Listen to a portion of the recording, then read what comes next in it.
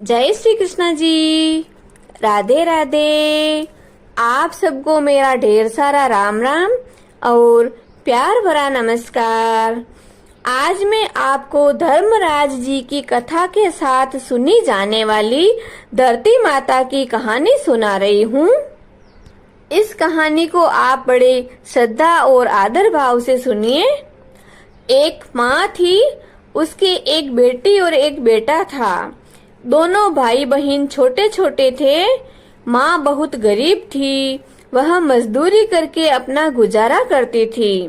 धीरे धीरे बच्चे बड़े होने लग गए, बेटी शादी के योग्य होने लग गई। तब तक माँ बूढ़ी हो गई थी। माँ ने बेटे से कहा, बेटा तेरी बहन बड़ी हो गई है, अतः तुम्हारे जैसा घर वर देख कर उसकी शादी कर देना। ऐसा कहकर माँ तो कुछ दिनों में ही मर गई थी। भाई गांव गांव इधर उधर घूमा, लेकिन बहन के योग्य उसे कोई वर नहीं मिला। वह घूम घूम कर थक गया था।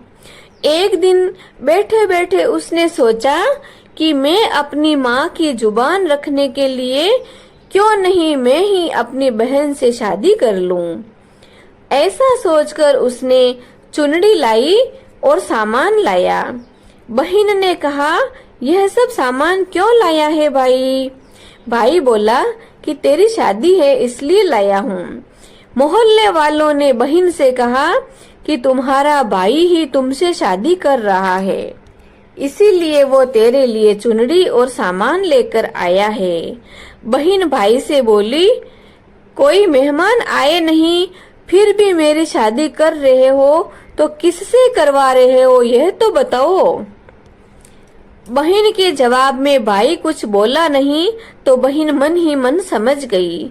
उसने एक लोटा लिया, चुनरी लेकर और चप्पल पहनकर जंगल में जाने के लिए रवाना हो गई। रास्ते में गाय चराने वाले ग्वाले मिले। उन गऊ चराने वाले ग्वालों ने उस बहन से पूछा कि तुम वन में क्यों जा रही हो? तो वह कुछ बोली नहीं। वन में जाकर धरती माँ को पुकारने लगी। बोली कि हे माँ, तू ही मेरी लाज रखना, नहीं तो अन्याय हो जाएगा। अब मैं क्या करूँ? तू मुझे अपनी गोद में ले ले, नहीं तो मैं यहीं पर मर जाऊंगी। धरती माँ फटी तो बहन ने एक तरफ लोटा, चुनरी और चप्पल रख दिए और वह धरती में जाने लगी। इतने में दौड़ता हुआ भाई वन में आया और ग्वाला से पूछा कि कहीं उसकी बहन को देखा है क्या? उसकी बहन किस तरफ गई है? ग्वालों ने कहा कि तेरी बहन उधर गई है। वह बहन बहन पुकारता हुआ दौड़ा तो बहन धरती माँ के अंदर समा गई थी। थोड़े से बाल बाहर दिखाई दे रहे थे। उसने बहन के बाल जैसे ही मुट्ठी में पकड़े और रोने लगा। बहन, तुम तो अपने सत के लिए धरती माँ की गोद में समा गई, लेकिन क्या करूं?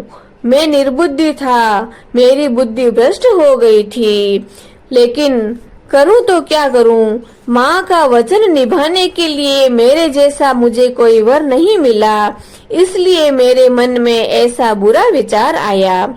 पर धरती माँ ने सत्य के लिए बेटी को अपने में समा लिया, अपनी गोद में स्थान दिया। जो बाल बाहर रहे थे वही ध्रो यानी डोब बन गई, दूर्वा हो गई। इसलिए औरतें जब भी कहानी सुनती है तो एक लोटा भरकर बैठती है और साथ में डोब लेकर बैठती है। धरती माता की कहानी सुने तो एक लोटा, चप्पल, चुनरी, एक बर्तन में हरे मूंग और एक लड्डू कुंवारी कन्या को देवें।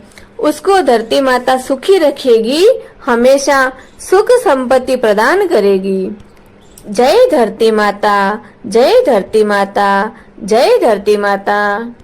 बोलिए श्री धरती माता की जय। जय श्री कृष्ण जी। राधे राधे।